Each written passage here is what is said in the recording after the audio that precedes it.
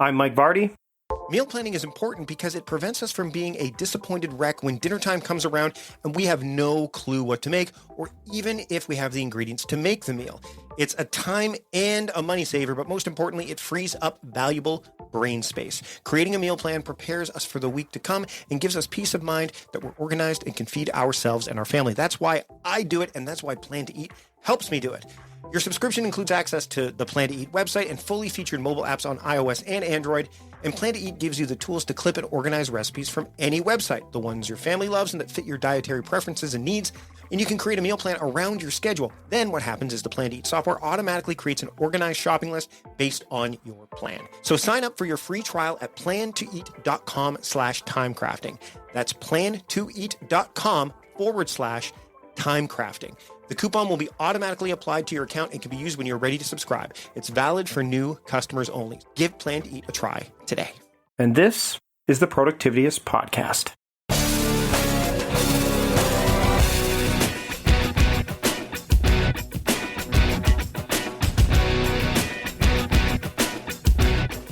Welcome to the Productivityist Podcast. I am your host, Mike Vardy, and this week on the show, Holly Worton joins me. Now, Holly helps entrepreneurs dissolve their blocks and limiting beliefs around money and success. And she uses a unique process in drawing on her 18 plus years of business experience. So she's able to quickly get straight to the heart of what's really going on when business isn't going as well as we'd like. And I had a great conversation with Holly. We talk about how we talked about a bunch of things, like her Workcation Weekend, I think is really cool. And we actually dive into a little bit about how she makes that happen. And it was just a really great conversation. I had a great time, and I'm sure you will have a great time listening to this, taking away at least one thing. Maybe you need to do this Workation Weekend thing that we're going to talk about here, among other things, here on this episode of the Productivityist Podcast with my discussion with Holly Worton. Here we go. I'd like to welcome Holly Worton to the Productivityist Podcast. Holly, thanks for joining me today. Thank you for having me. So we've talked before the show. We talked about how, you listen to the show and I was talking about theming my time and theme days, and it's an element of time crafting. You've got something that I want to touch on specifically because I theme my weekends as Saturday is family day and Sunday is planning day. So I kind of, half the weekend is taken up by work or planning of any sort, whether it's for work or home. And the other half is strictly for family stuff. But you've got what's called the Workcation Weekend. And I'd like you to kind of dive into that. We'll just get off to the races and dive into that, because I think it's something that people who are either, they're trying to build something on the side. Let's say they're trying to build a side hustle and they want to build a business on the side, or they're just feeling that they're not able to get enough things done during the week. I mean, explain the concept of it and see how maybe people might be able to apply it. Yeah, there's so many ways you can apply it. So I don't do this every weekend, first of all. I do it once a month. Okay. So once a month, I will book a hotel and I go to the same place every time. And I just spend one night at this hotel. I check in early on Saturday, check out late on Sunday, and I hyper focus on one project. So I either work on a book, or I've used it to update my website. I've used it to do rebranding. I've used it to create an online course. I've used it to clear out my inbox when I was really behind on things. There's so many ways you can do it, but I've mostly used it to write books. Gotcha. And my brain is really good at hyper-focusing on one thing. So I'm very, very clear about the fact that I go on this Workcation Weekend and I do one thing, and that is it. And I do not allow myself to look at anything else. So let's dive into that specifically. So Sure. What does that look like? I mean, obviously you've got the hotel. Why the same one every time? I mean, I have a feeling I know why I would do that, but why do you make sure it's the same place? Because I know what to expect and I don't have to distract my mind with the unknowns. So I have kind of a ritual. I do the exact same thing every time I check in. I put my things in place. I check the temperature. I clear off the desk. I put just the things I need on the desk. Like, I have this kind of very step-by-step procedure that I do every time I check in, and I eat the same things and I, do everything at the same time. And it just frees up my mind to focus on the thing that I want to focus on. Whereas if you go to a new hotel every time, it's like kind of exciting. Oh, what's this? What's that? What do they have on the menu? And you get distracted by the novelty of this new place. Let's talk about the idea of when someone else might want to use something like this. Like you use it specifically for a book, and you've written several books. We'll link to them in the show notes. You've got, what I mean, and again, theming, love it. Business beliefs, business blocks, business visibility. I sense a thread here. Yes. But where are other instances, like when you first started doing this, were the books in mind initially? Or was it some other impetus, and then you recognized, hey, this is going to be great for this particular type of activity? Well, the very first Workcation Weekend I used to create an online program. So I recorded all the videos, I created all the worksheets, and I built the entire membership website to host the whole thing. And I did that in 2 days. It was like I was on fire. And so just about every month since then, I've done the Workcation Weekend because I realized how effective it was for me to help get things done, but particularly on creative projects. So I think there's only been once or twice that I used it to clear out my inbox when I was feeling really stressed, but it's usually creative projects. Okay. You've got the guide here, which I definitely want people to download. I'll put a link to that in the show notes of how, like, the definitive guide to the Workation Weekend.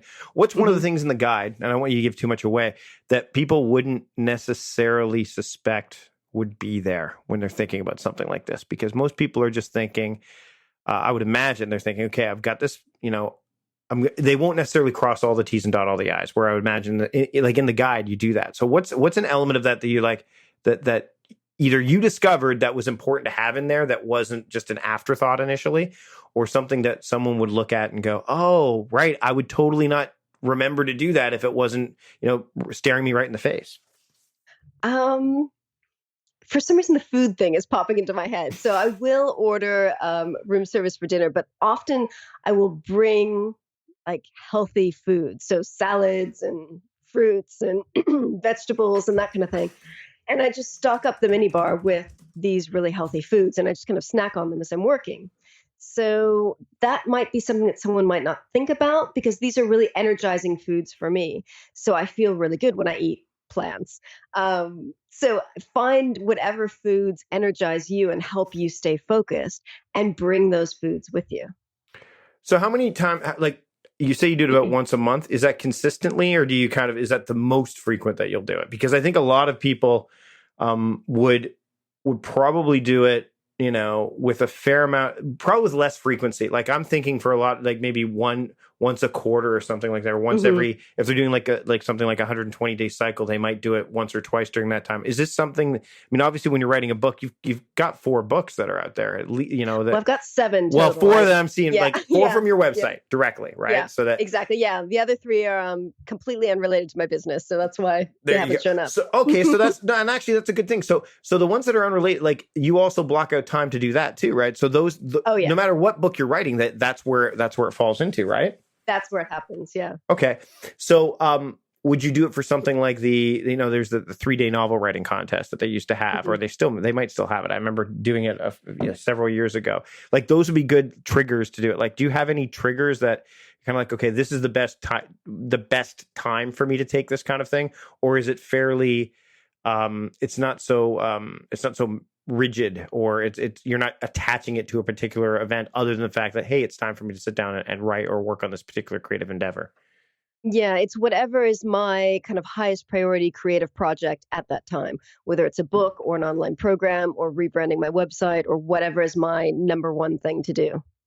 So now, do you have family and stuff? Do you have Well, I'm married, but I don't have kids. So this is really important because I'm aware that I have much more time than the average person who has kids. Right. So it's really easy for me to just, leave the cats with my husband and go off on my own. And I'm fully aware that most people do not have that luxury. But what would you recommend to somebody who does have kids? Like, I have kids. I've been able to do this before. Actually, as we're recording this weekend, I'm going away to speak at a conference, and that's going to be basically a work. I'm speaking, but that's my job, that event. And I'm going to be actually, funnily enough, I'm going to be working on my new book while I'm away. So what would you say to somebody who has those other obligations, or maybe they've got the day job and they're really, they're like, a weekend, really? Like, I'm going to work on the weekend. Like, how do you kind of, for lack of a better term, sell that to someone in that situation? Well, there's a couple things there. So, first of all, speak with your partner about how you'd like to experiment with this and give it a try. Obviously, don't bill it as something you want to do once a month, but try it out first to see if it works for you, see if it works for them, see if it works for the kids, and see whether you need to adjust it, adapt it for your schedule, how often you can do it, how it works. This is going to be different for everyone. And second of all, for someone who's got a full-time job and they're thinking, I don't want to work on my side gig on the weekend. Well, then how are you going to get it launched? Because if your side gig isn't something that you really, really love and that energizes you and is fun, then I'm not sure if that's kind of the thing that you should be working on. Because if you have a full-time job, you need to really love the thing that you're going to do, because you're probably going to have to do it evenings, weekends, mornings until you get the thing launched. Right. So I want to talk a little bit about this idea of how you've mapped this out. Are you typically a person who maps things out outside of the workation weekend? Like, do you have regular routines and things that you follow leading throughout days outside of when you go away? Yeah. So because I'm working on the workation weekend, the Saturday and the Sunday, usually what I'll do is on the Friday, I will go. I love to spend time in nature. And my 3 books that I mentioned that aren't related to my business are books about my walking long distance trails. So I'll do a longish walk. I'll be out all day, 10, 12 miles, do a walk, be out in the woods. And that really helps me to clear my mind from my regular routine and get into the mind space I need to go into that creative space for the workation weekend. Coming out of the workation weekend on Monday, I try to take the day off or do as little as possible, because oftentimes I'm a bit kind of not burnt out, but a bit tired mentally from what I've done over the weekend. So I don't want to add normal workload on top of that. So I will kind of bookmark the workation weekend with 2 not non-work days. Okay. Now, what about somebody who, again, has that day job that they don't have as much control over their schedule? I get this a lot with theming. Actually, it's funny. I've been doing some research on, someone was asking the other day, like, how can I make time theming work? And I've written so much about it that I looked, and somebody had actually said, theming, you shouldn't theme because, it doesn't work for everyone. It only works for people who have control over their schedule. I disagree. And I would imagine that, if someone has, a 40-hour a week work week, you're not, there are ways that they can do this kind of thing, right? Yeah.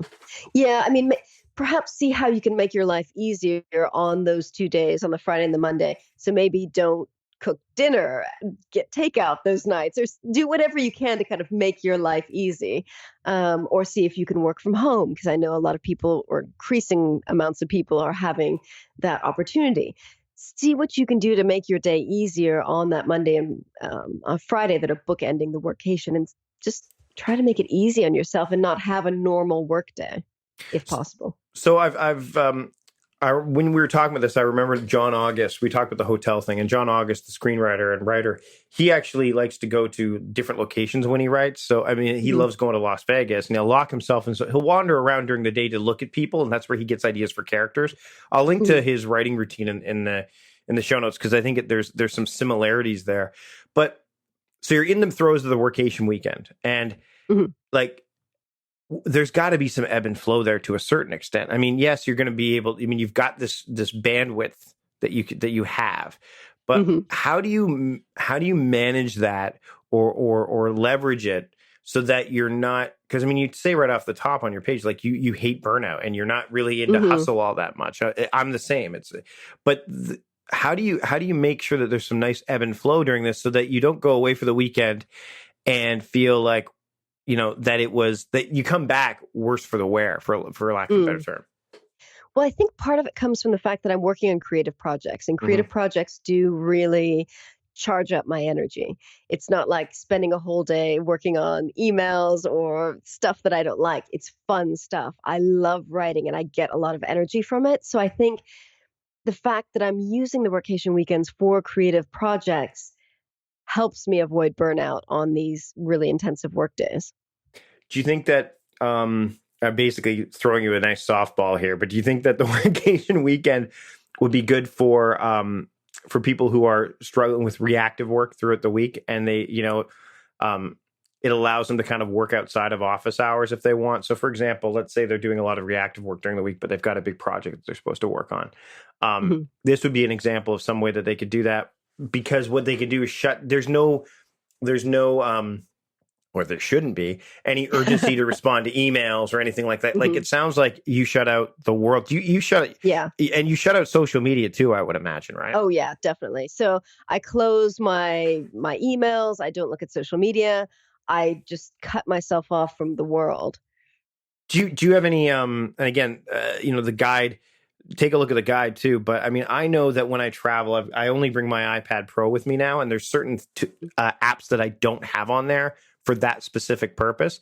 Do you have limitations as to what, devices and equipment? And even still, do you maybe take that extra step and say, you know what, I'm moving all of my social media apps to a folder that's not going to be front and center? Like, do you put things in place that because maybe you like some forced willpower, for lack of a better term? That's an excellent question. And I totally understand that a lot of people would need that, but because I understand the power of this workation weekend, I don't have any problems staying off of email or social media or fun apps on my mobile. So it's not a problem for me. I don't need to take those extreme measures, but definitely, yes, if someone thinks they're going to have that problem, go for it. There was one time that I actually left my phone at home because I forgot to grab it. And obviously I didn't miss it because I wasn't using it anyway. So, as we get closer to wrapping up here, because there's a lot, I mean, I want people to start thinking about this and how they could put something like this in place.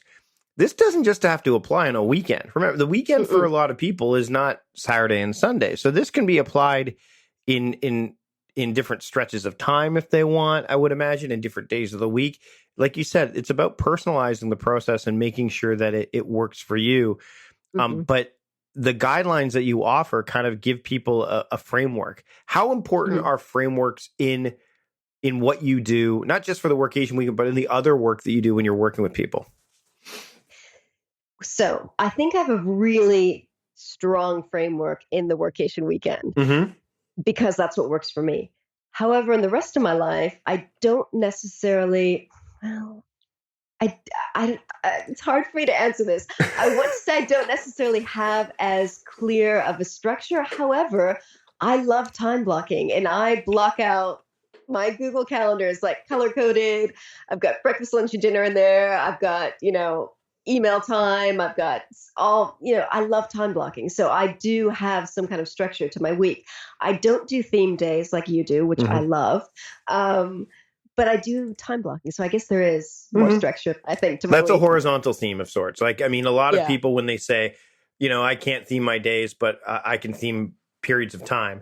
If you can do it over an extent, I think the idea there, kind of like, again, in relation to the workation weekend, if you could say, like breakfast, lunch, and dinner, those are perfect examples, right? Like those are pretty much within the same periods of time, 5 to 7 days a week, right? So if you can say, hey, I'm going to meditate from, 9 to 9:30, then that's a horizontal theme.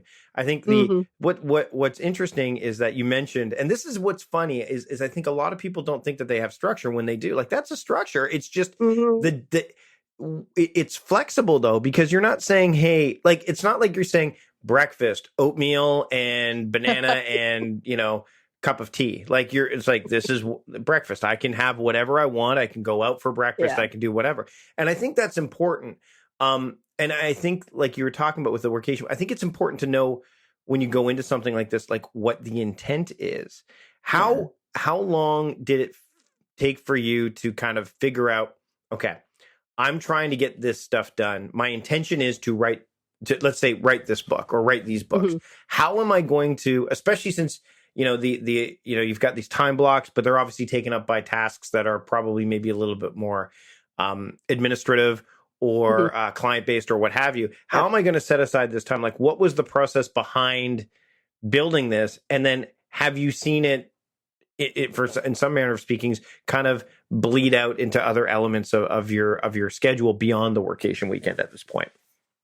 Well, it happened by chance because I had gone away to go on a workshop training program, and I decided to arrive the day early. And I just brought my computer with me just to get some stuff done.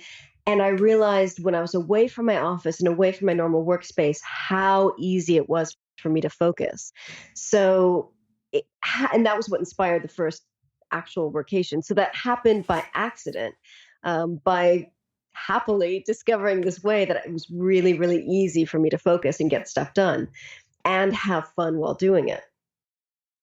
So how long have you been doing this now for? Just, I mean, because I think that people need to, I mean, there's consistency that builds and that allows you to build trust in it, right? So how long?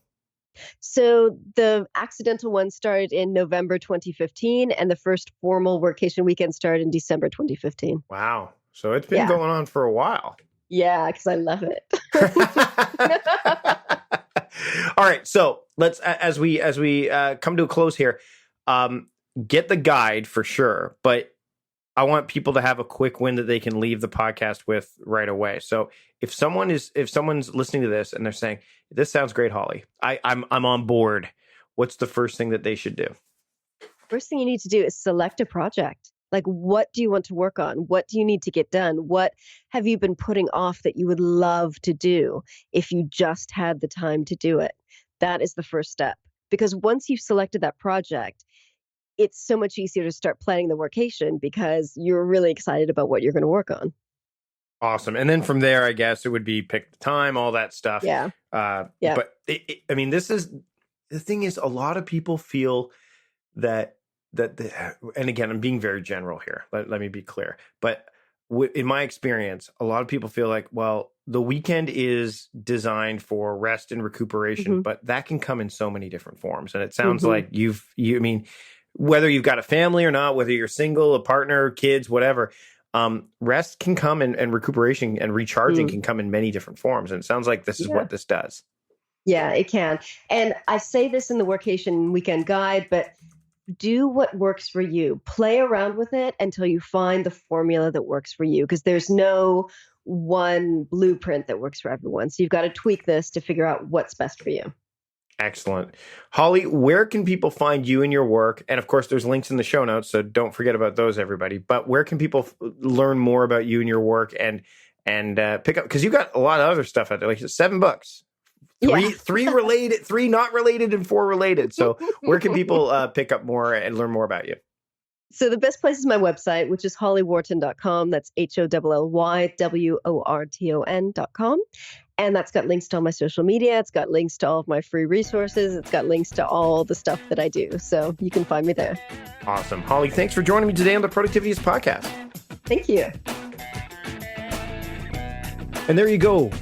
That's it for this week's episode. Thanks to Holly Worton for joining me. Of course, you can learn all about her and check out the show notes that lists pretty much everything that we discussed. There's also going to be a bonus episode for patrons of the podcast. Head over to productivityist.com/membership to learn more about that, because there is bonus content there as well as a whole bunch of other things. So you can head over to productivityist.com/membership to learn more about that and get more from Holly, as well as all of the other guests that we've had in the past and leading up to the future as well. Thanks to John Polster for producing the show. Thanks to my team for helping to put together the show notes and all the other things. And thanks to you for listening. Until next time, I'm Mike Vardy, the host of the Productivityist podcast, reminding you to stop guessing and start going.